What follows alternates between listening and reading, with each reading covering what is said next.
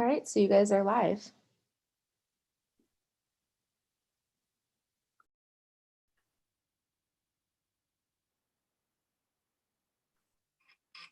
Welcome, everyone.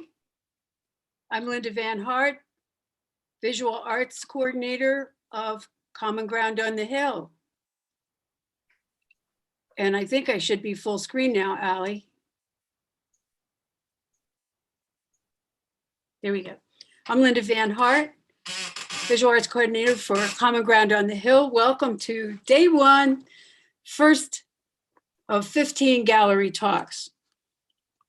Tonight, we're talking with artists Janet Kozachek, John Hampshire, Linda Harrison-Parsons, all predominantly two-dimensional artists who specialize in drawing and painting, some of them with mixed media, some with acrylics, some with all kinds of drawing media.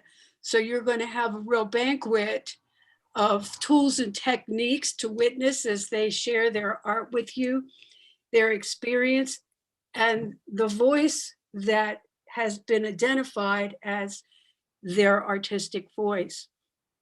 This year we have a theme of perspective.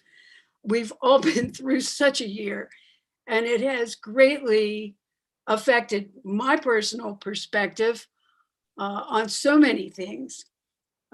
In art, perspective is a principle of design. It can be visual or actual. And basically, it's a portrayal of depth within a two-dimensional work. And you're going to see many examples of that. Beyond just the perspective of depth, the illusion of depth in a two-dimensional work, it's a point of view. And that point of view can be greatly influenced by a particular culture, a place, a geographical place. It can be the insinuation of a point of view in the expression of a person, if there's a person in the work of art. So you'll see many examples of our themes in the three works tonight. The first artist who's going to share their work with you is Janet Kozachek. She has spent quite a while in Asia. She'll talk with you about her experience. Janet is probably one of our most published artists. A lot of her attention is paid to detail and illustration for the books that she's published. And she's a Renaissance woman. She also is one of the co-founders of the American Mosaic Society, in addition to her ability to write beautifully and draw. She also speaks several versions of Chinese, and at one point was reading some script. We have an Asian studies major, and she said, "Oh, this is upside down," in a piece of professional work that was being shown at McDaniel College. So without further ado, let me introduce Janet Kozachek. Thank you. Oh, thank you. Yeah, the traditions that have influenced my work over the past several years come from my bicultural art training. I have done graduate study at the Central Academy of Fine Arts in China and lived there and studied there for about 5 years. Traveled back and forth many times. I also studied Western art, Parsons School of Design in New York. And so it is a very interesting combination. What I have been teaching in Common Ground is, in the past, has been calligraphy and Chinese painting. And the courses that I have been working on involve my influences in some rather unusual artwork. Let's see, based upon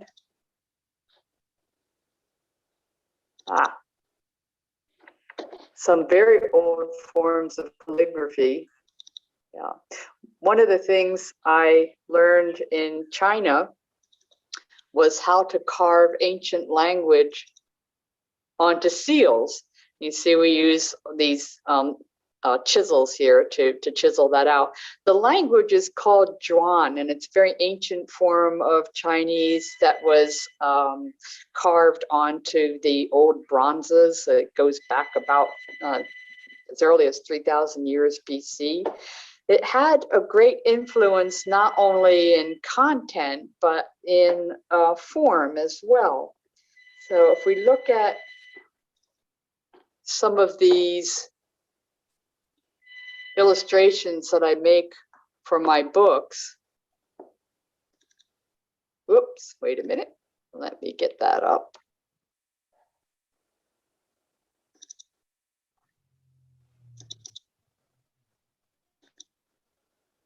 Yes, you could see some of the seal script printed right in here. This one is called The Breath of Life. This one's called The Breath, yeah. And this one is for Eternal Joy. And this one is a seal that says health, only it's printed upside down. Now, traditionally, you make these things on stone and print them in stone, but for a while now, I've been just reproducing them in pencil, and I've also been using soft linoleum, which doesn't have quite as crisp a look, but it will do. Let's see, some of these, and they do find their ways into the work, and you sometimes have to look for them, but they're there. Like this one, this was a very elaborate drawing that was done in sort of a gongbi style. Traditionally in Chinese art, you would do those paintings with two brushes. One would be full of ink, the other one would be full of water, and you would create these very dark ink spots with the ink brush and then pull out the ink into the surrounding areas to create gray tones. And I found a way to do that using very, very soft pencils, and then gradually pull the dark soft pencils into the area of other areas, and use burnishers and then very hard pencils on top of that to seal it in. So you could get a really great range of tonality here. And again, if you look carefully in this maze, you'll see those little symbols again. Let's see, you could look at another one. Let's get a close-up view, perhaps. Another one, also with a really great range of tonality.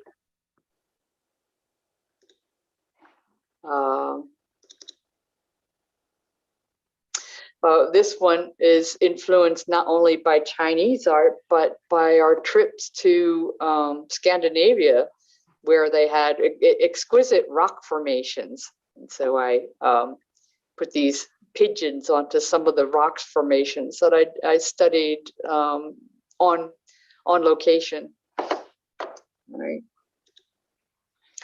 Some of them were used to illustrate medical illnesses. This one particular charcoal drawing now is illustrates dysautonomia. That's malfunctions of the autonomic nervous system.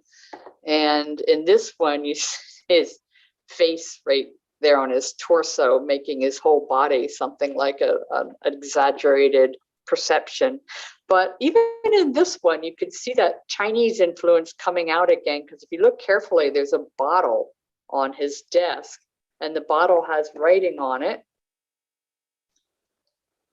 And the writing is a very ancient Chinese poem.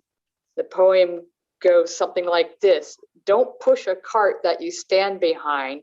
The dust will raise and cloud your view. And don't dwell on the troubles of your mind, or you'll never, ever see them true." Oh, there's a little didacticism in most of the work. I think that's about, that covers most of what I do. Is that, are there any more questions about the work? You want to see a few more? Do we have time to show a few more? Yes, you do. Okay. All right. Another example of the illustration for the medical books would be perhaps this one. This one was actually shown at Brown University, and it's called my wee brain sampler, where I tried to take an MRI of a brain and make it and reconfigure it with very tiny pencil details so that it would look like an embroidery. And of course, we all know that early embroideries were called samplers. And so this is a little bit facetious here. And it makes use of puns, but also actual terms, medical terms. For instance, part of the brain that is involved in perceptions, especially emotional perceptions, is called the hippocampus. And the hippocampus was so named for its similarity in features and looks to a seahorse. And so that's why there are little seahorses here as well. Right. Okay. And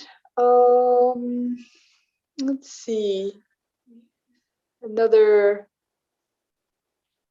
funny one. Sometimes I actually use tiles that I've seen in Chinese Chinese ceramics, and reinterpret those into drawings.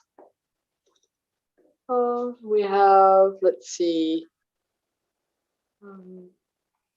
didn't put this in any particular order, but this one is a pie chart that makes use of different types of embroidery. I've always been interested in, and so this brings in other culture as well, French embroidery culture, fibers. All right, and let's see, and then my latest book that's out now is called My Women, My Monsters. And that also makes use of those fine gradations of tonality, like this one. And this one also has on top a familiar Chinese embroidery design called the tiger hats. Some also based on tomb guardians figures.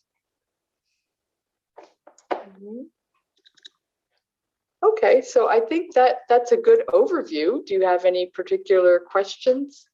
That's great, Janet. It's really good to see the world through your eyes, because it's so complex and intriguing and has embedded humor in all kinds of places, even though some of the work may be really scary. Yes, it is. Some of it is. Yeah. Well, thank you very much, Janet Kozachek. We are going to compare these three artists' works. So towards the end, we will compare and contrast and draw some conclusions about our perceptions of their work. We're going to look next at the work of John Hampshire. I was fortunate enough to attend a one-man show of John's paintings in Rice Gallery on McDaniel campus some years ago. Our department chair pulled him in, and our campus was treated to walls of John's fantastic portraits. And I got to go out with them and chat a bit and realize John's as interesting in person as his paintings are. And he's also an excellent teacher. The first year he taught with us, one of Carroll County's finest, Frank Reaver, was in that class. And Frank is well known for the excellence of his portraiture work with his AP students. And he said to me after this, Frank said to me after the second class, I'm learning so much from John, I'm going to have to rewrite my curriculum. So that's a master teacher taking lessons from another master teacher, which is one of the fun parts of Common Ground. John, show us some of your work, please. Okay, thank you for that gratuitous introduction, Linda. I appreciate it. And happy to be back. It's always fun to teach, even virtually. So let me see here. I'm going to share my screen. I think that is that up for everybody? Yes. All right, so I'm going to start out here to contextualize a little bit about what I currently do. We're actually jumping back about 30 years here. I'm going to show you a couple of pieces from when I was an undergraduate, and then segue into some more current things. So I went to I've always had an interest in looking at things and drawing or painting them. And that has been with me for most of this time that I've been making images. And what was interesting is where I went to school, none of the faculty were representational painters. They were all abstract painters. So I have this background, this duality of sensibilities or plurality of sensibilities. And so I'm just going to show you a couple images here to show you those polarities. So this is a still life painting. I made it in the early 90s. I set up the still life and painted it actually in a very similar way that we were working in the workshop with the portraits, this first assignment that we're doing, this first painting that we're doing. The process is very similar. And so, and when I teach, I do a lot of demonstrations and paint this way all the time when I'm teaching. So this is kind of one aspect of what I was doing, but in the same time period, I was making work like this, and this was something that came out of a whole series of drawings originally that came from looking at objects and still lives, but eventually evolved into a process. And that's one thing that is an integral component of my interests even today, is the idea of process, how something is made. And I want that to be part of the image. I want a viewer to be able to look at my work and be able to kind of see the different layers or strata of the process. So this is a drawing, this is charcoal, it's about 3 by 4 feet. And I started by putting tape on the surface of the paper and applying charcoal, and then adding more tape and applying charcoal, and then adding more tape and applying charcoal, or erasing to make marks. So as I'm making this drawing, I don't know exactly what it's going to look like. I'm not responding to what the image is going to be. I'm just kind of trusting a process and following it through.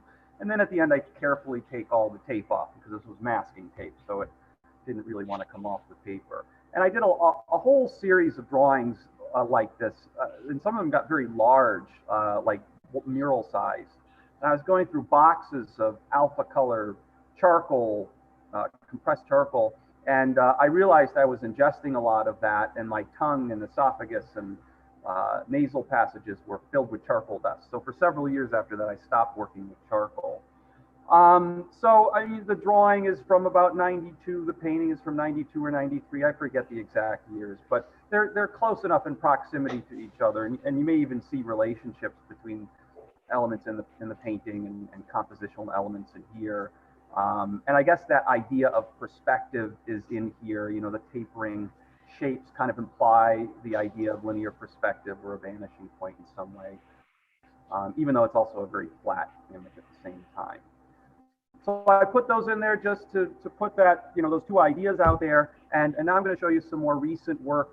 And portraits are one element of one body of work that I've been working on for years. I seem to be addicted to them.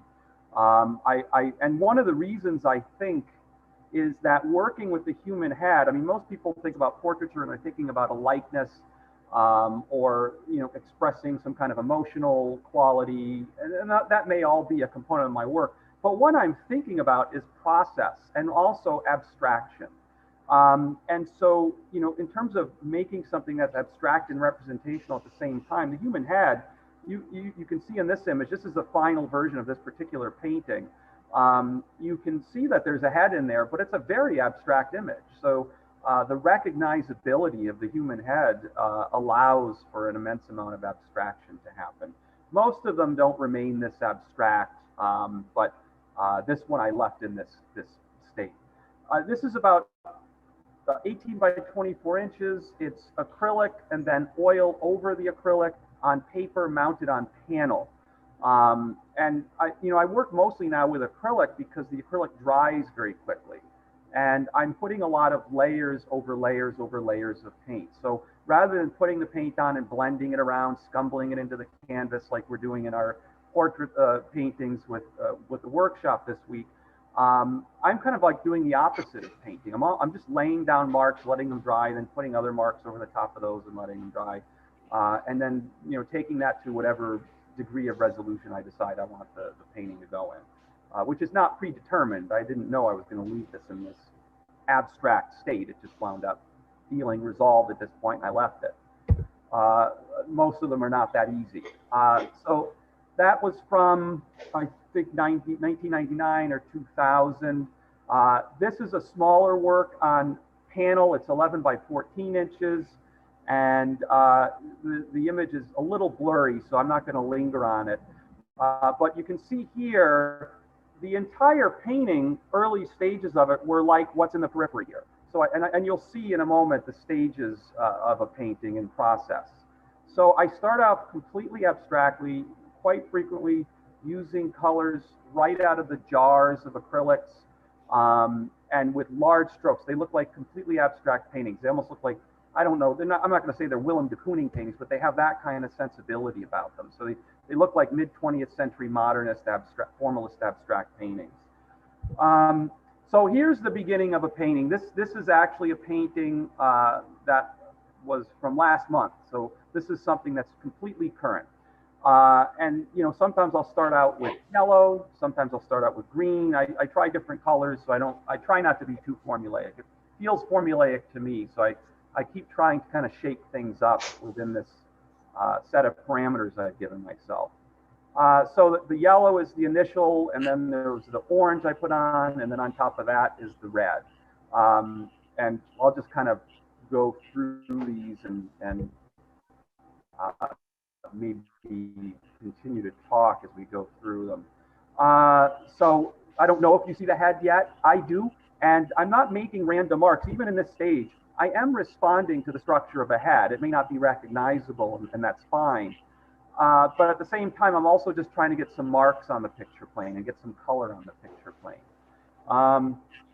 And most of what I'm using are fluid acrylics or soft-bodied acrylic paints out of jars, rather than more viscous paints like heavy-bodied paints out of tubes, because I almost want the paint to be a consistency of ink. I want the pigmentation to be high. I don't want them to be translucent marks, but I want it to be somewhat flat and fluid as I'm painting. This is my friend Peter, by the way, so I'll tell you a little bit about Peter. Peter was 61. He passed away in March. So I've been working on a whole bunch of drawings and paintings of him. Really interesting, brilliant guy, and really interesting visage as well, as you'll see. This is a little bit of a blurry shot taken with my iPhone.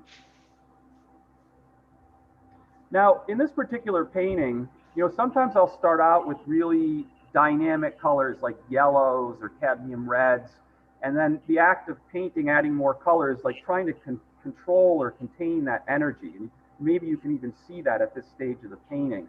Other times I might start off with something like a green or a blue, and that's a much calmer beginning. And so then I'm kind of adding more yellows and reds to kind of animate the painting in response to that. So I am trying to start from different points or different places to try to then respond.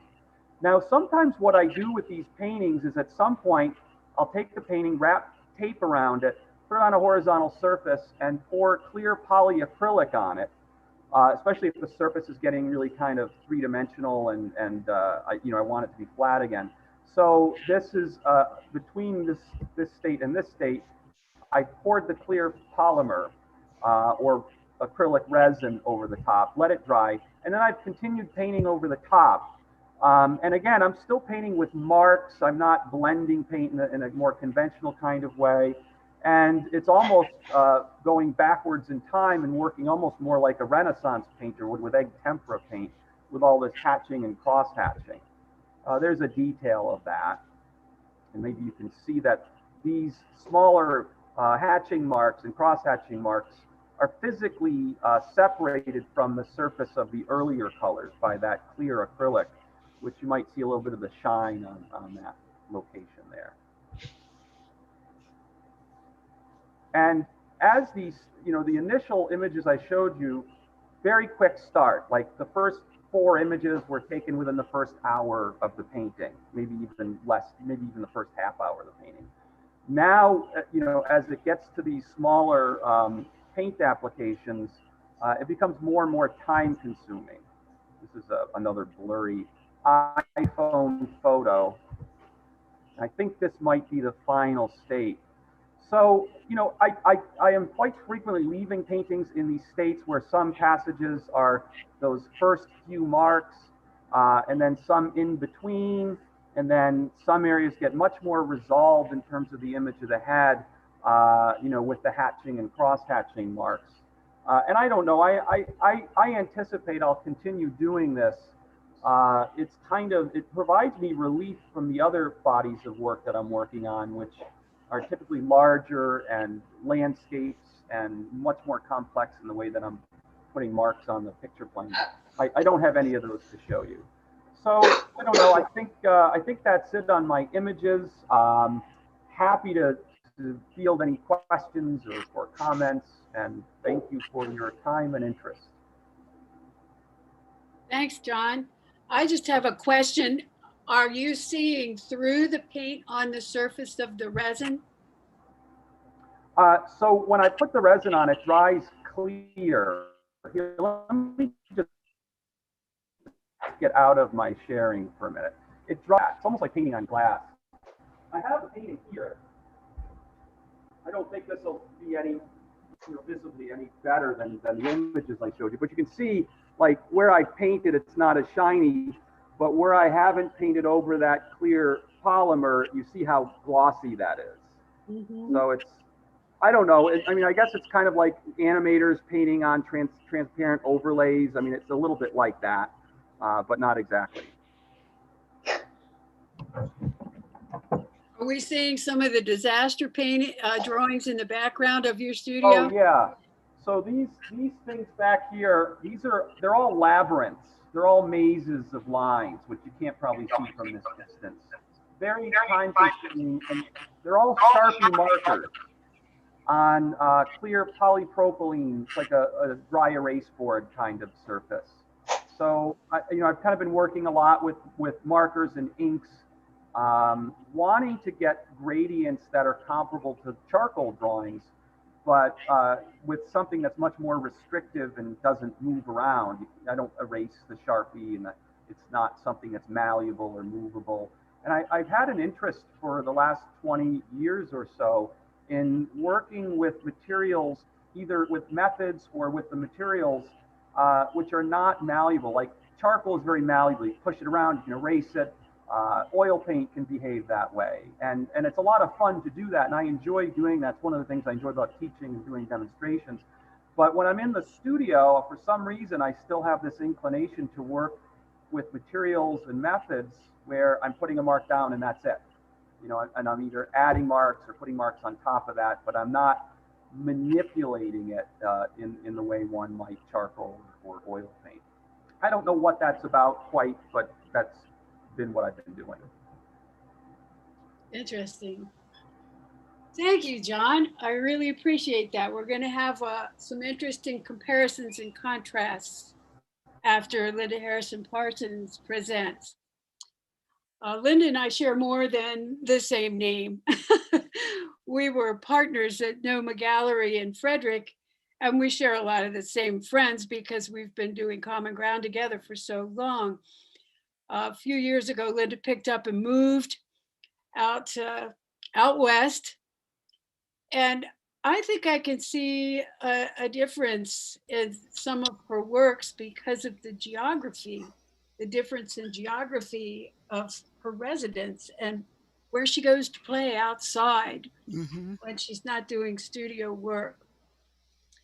I've spent a lot of time at Hashua hiking in this last year and gotten to know the birds that Linda so often brings to her class when she does fin and feather, these wonderful nature drawing classes. And she's going to talk to you this evening about her use of mixed media, which is truly inventive. And that comes from a woman who's been doing mixed media for a long time. Linda just keeps pulling it out of the hat. She's very creative with her mixed media. Linda, let's see some of your work. Tell us about where you are as an artist now. Okay. So let me get that shared screen up there.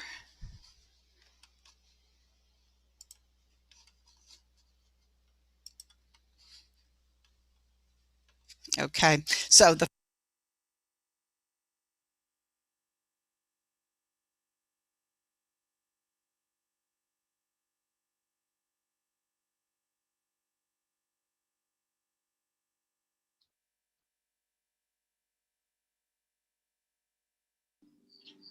Sorry to interrupt you, Linda. I don't think we can hear you. Unmute.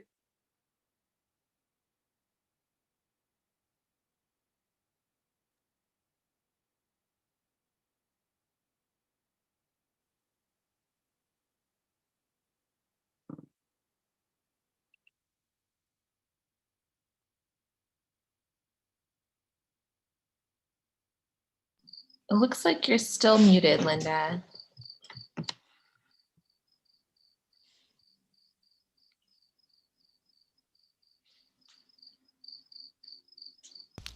how about now? That's good. Okay, found it. Had to find the right button.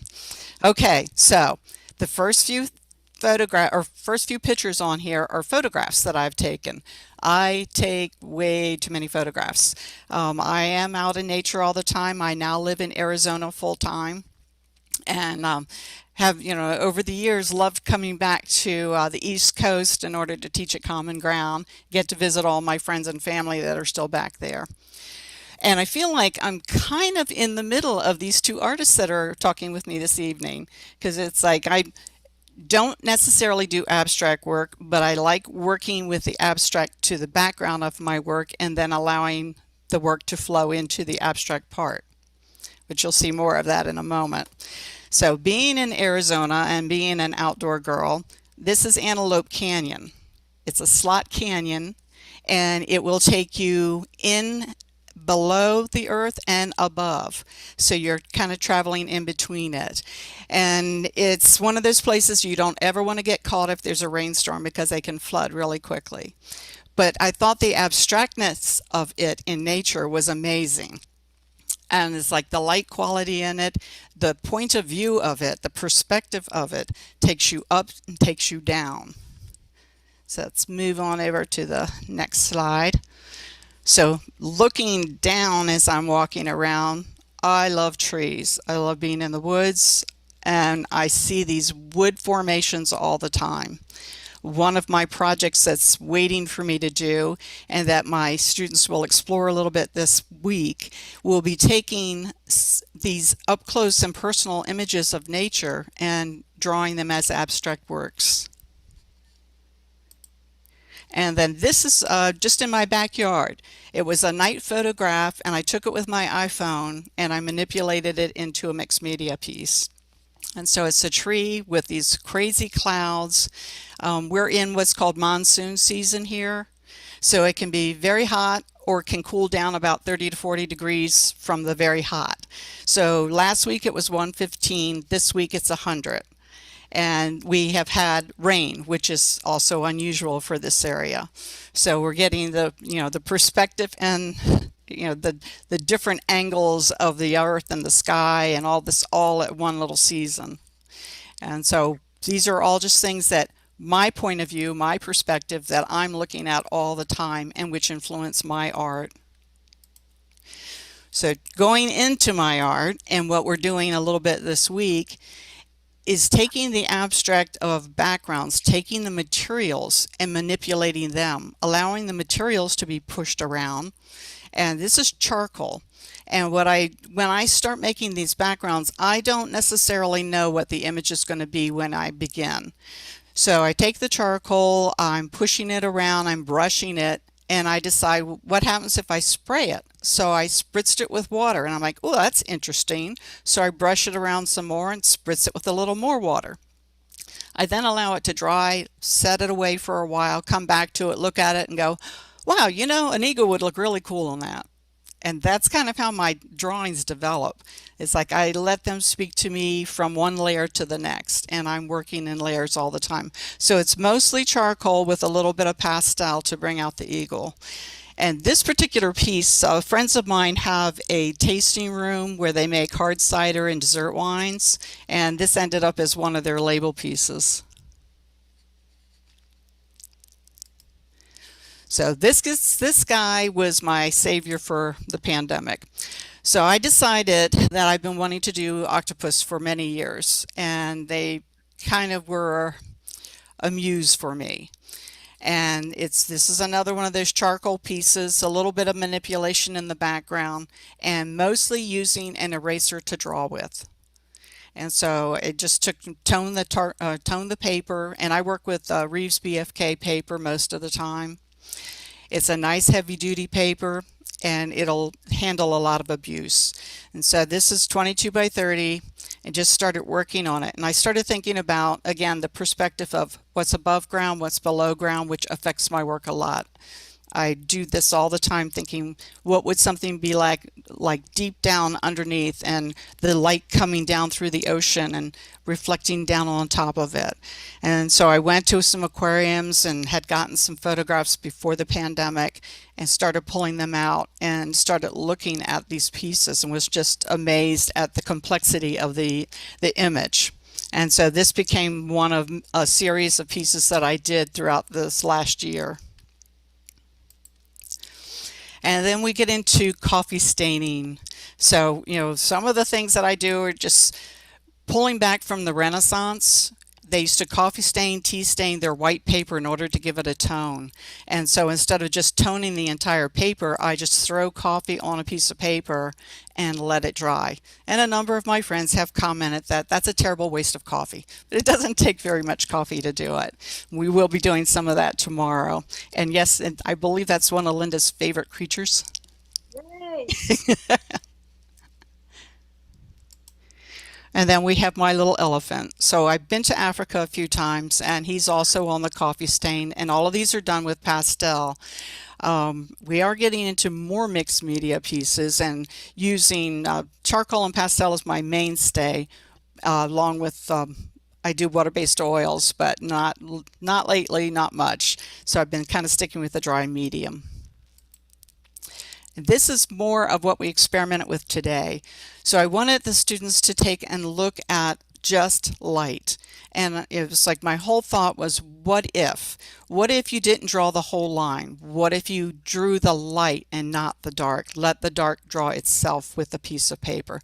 So they had to work on a dark or a black paper and use white pastel, white charcoal, white pen or white pencil, and just draw the lights, and then slowly just sort of develop those.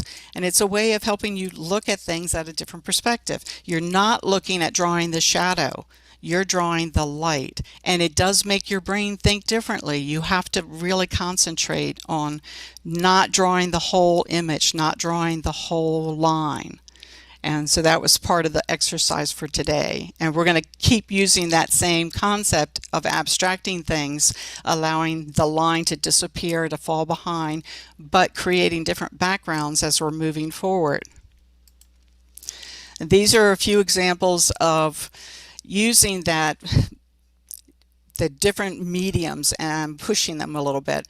The tree on the left is the survivor tree from 9/11. It's the one tree that didn't die in that whole collapse. And they dug it up, revitalized it, allowed it to continue growing, and then replanted it back at the monument. The images to the background are of both the World Trade Center, and then the angular parts at the top coming down are the Pentagon.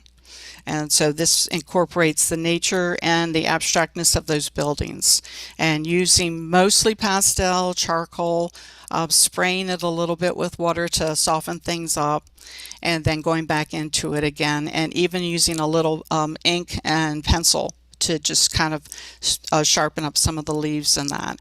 And I wanted it to sort of be seasonal, so it's got some of the green leaves still, some are falling, and then it also incorporates very subtly the numbers of the planes that were involved. And so this is kind of a little different emotional perspective. It was a tree, it survived, and it said everything to me that, if this tree can survive, we can all survive. And so then moving over to the other tree, it's called the Tree of Life. It's out of Washington State, and it's in the Olympic National Park. This tree is a juniper family, and it is literally hanging on for its life. It's hanging on to the banks of the sand, and you can walk underneath the roots. So it's got the roots extending out to the side.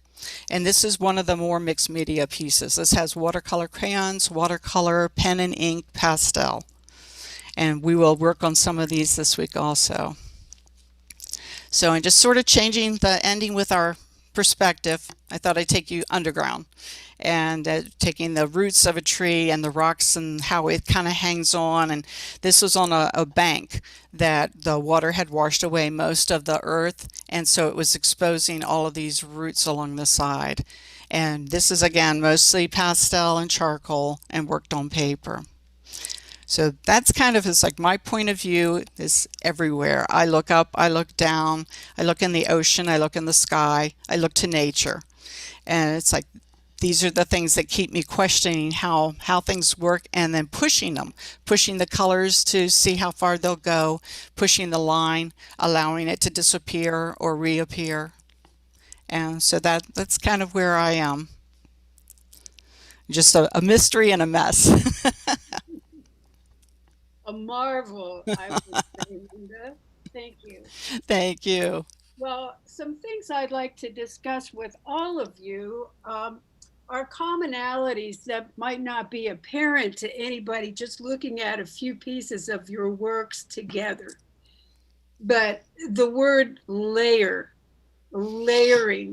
has come up again and again.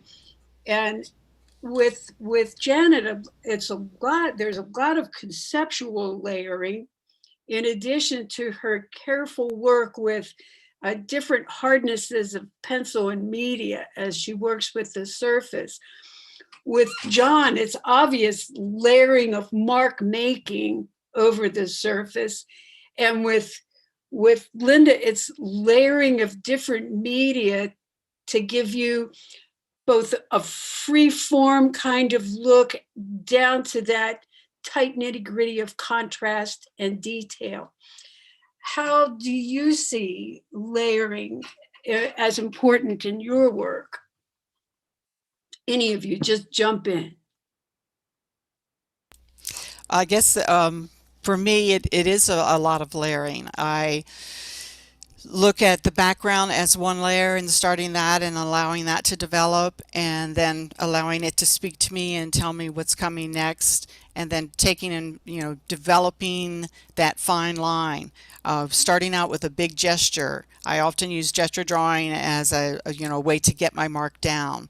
And even though it's not apparent that there's a really loose drawing underneath of there, that is part of the layering for me. And then I draw a lot with my eraser, pulling out my lights and pulling out the color that's underneath, and then going back again with that tight pastel or the tight charcoal and finishing it off with a more soft drawn line. It's an interesting element for me, because in the drawings, which I didn't show any of these labyrinth drawings, you know, I'm not crossing any lines. I'll start with a big squiggly line, and then that will divide the picture plane up, and then I'll not cross that line, and then I will cross those lines. So the drawings are like the antithesis of layering. I want it flat, like existing in, I don't know if anyone's read the book Flatlands, but it's kind of like that kind of mentality. And I tried that with painting, and it was incredibly frustrating, because to me, painting, in a lot of ways, painting tends to want to be about layering. So the paintings have become about that, where the drawings are about the opposite of that. So, and I don't know whether that needs to be resolved or not. Sometimes I feel like I want to go back and try to make the paintings more like the drawings, but I don't know if that's going to happen or not.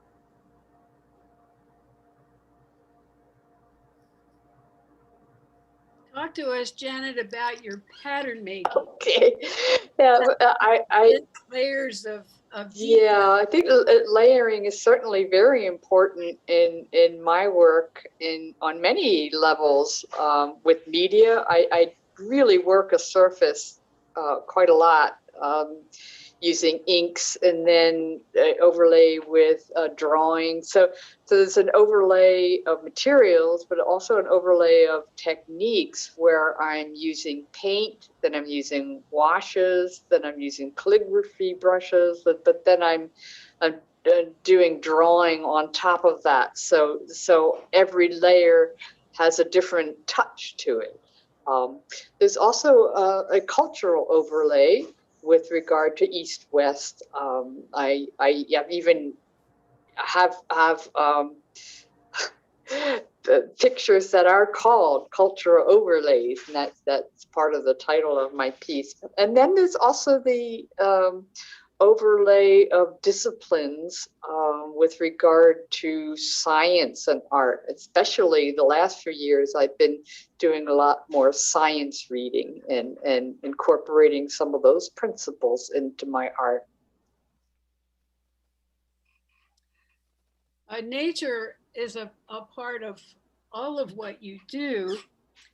And I'm interested in the representational versus the abstract, or the non-representational components in each of your works. You all tend to deal with abstraction very comfortably.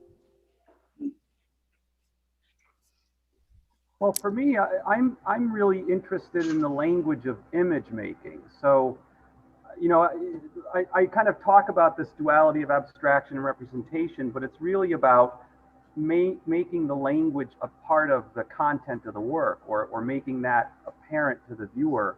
You know, how the marks kind of convey or communicate something about how this thing was made, as well as simultaneously describing a head or whatever the subject matter happens to be in the image. So that's an interesting question. Yeah, I could add something to that one. Abstraction. Yeah, Jackson Pollock had something quite interesting to say about abstraction. If you watched one of his films, his biography, in that, and pulling that in with nature, he talked a lot about the abstraction and the abstract qualities found in nature. And part of the his perspective on abstraction was that it is a matter of the degree of closeness. For instance, if you were to look at a house with peeling paint, and you were to paint it from some distance of about 50 to 100 feet, it would be a representational painting. But if you were to zoom in on that very same thing and look at a patch of the peeling paint and some of the smear marks around it, and then just paint that, well, it would be an abstract painting, but it wouldn't necessarily be non-representational, even though we view it as that. It would be a matter of the microcosmic versus the macrocosmic way of seeing and focusing. Great point. It's interesting point because that's exactly how I see nature. And it's like taking that same thing where you're looking at the tree, but then you zoom in on the bark and you have now zoomed in on an abstract part that, you know, if you look at that very, very closely, you don't really know what it is. And it's like, that's the whole point of this class that I'm teaching is it's abstraction is shapes. Depending on what you're looking at, you're going to break those shapes down. And if you just keep zooming in on them or keep breaking them apart, taking them apart, you have a whole different direction that you're going. And you know, like I said, most of my work is very representational, but I love the idea of taking that abstract to the background of it, not really making it totally realistic. And when people say you use an abstract background, and I said, have you looked at my backgrounds? It's like, they're not representational at all. But I do love that whole concept of zooming in, looking at nature, just kind of analyzing that whole portion of the abstract. And because you go above and below, not just up close, that abstracts your perspective on the piece too. We talk about mark making, and each of you approaches that a little differently. John, at the beginning, those big, active, aggressive strokes, very juicy. And then the farther away he gets from that initial layer, the marks get much more, what do I want to say, like the hatches are smaller and very directly crossing each other. The mark making that Janet makes is more subtle because she uses more blended marks. How do you see the mark making in your work? Actually, I have something I could say about. Yeah, I found something that I could identify with in John Hampshire's work, not necessarily in my brush work, but in my mosaic making, because it was a very interesting observation of having the larger marks towards the exterior and then the smaller works towards the interior. That is a really ancient artistic technique that goes back to Roman mosaic making, where you have an interior, in fact, usually a face, an interior where the individual tesserae are minute, so that it's almost looking like an embroidery in the interior. But the outside is made with large chunks of marble, and then that's mostly abstract. So what it does is it forces the eye to go towards the interior and slow down as you go towards the interior. So it's quite interesting because it's not only about a technique, it's about manipulating the way people spend time on a work. I find that interesting because I quite frequently do talk about, I mean, my work isn't modeled in any way specifically as mosaics, but I talk about the way I'm painting is almost like not painting, and the paint marks be functioning like the way tesserae in a mosaic might. And again, that non-malleable element being put together in some way that's in many ways different than painting. Trying to paint without painting, or trying to make a head without making a head. And Linda, I thought your description was really apt, because when these things start, I mean, I'm responsive on some level to the head that I'm looking at, whether it's a head in the mirror or a head in a photograph. But as the painting progresses and the brushwork gets smaller, I'm shifting from that more gestural kind of response to something that's much more descriptive about surface and light and nuance. And I guess I very much want these dualities in my work. I want something to be gestural and, have this minutia at the same time. I want something to be, kind of calm and bombastic at the same time, or rational and irrational. I think I like to have different polarities in my work, opposite things somehow simultaneously coexisting. At least that's the fantasy that's in my head. Whether that's the actuality of work is, for other people to determine. Any wrap-up comments anyone would like to make before I advertise tomorrow night's gallery talk? Well, I thank you. This was very exciting for me to put together. Thank you so much for doing your part to show your voice in your artwork. I really appreciate it. Very exciting two-dimensional exploration of drawing and painting. And tomorrow night, we'll be looking at three-dimensional artworks. We have one brave ceramics teacher, Nicole Diem. It's been very difficult to include three-dimensional art making in the virtual format. Most people just don't have the potter's wheels and kilns in their home. A lot of people just don't have the upright sanders and the flexible shafts and the saws and things like that. So it's been very tricky these last 2 years, because that's a huge part of our program, as you well know. So Nicole is doing a wonderful clay class. It's been really helpful that she has become part of our McDaniel family. She's teaching with us at McDaniel in addition to public school. So she's totally familiar with virtual and with the combination of virtual and live. So we're looking at clay, we're looking at polymer clay, we're looking at Pasanki, which is the intricate, very cultural, symbolic painting of eggs. And you need one to keep your house from burning down.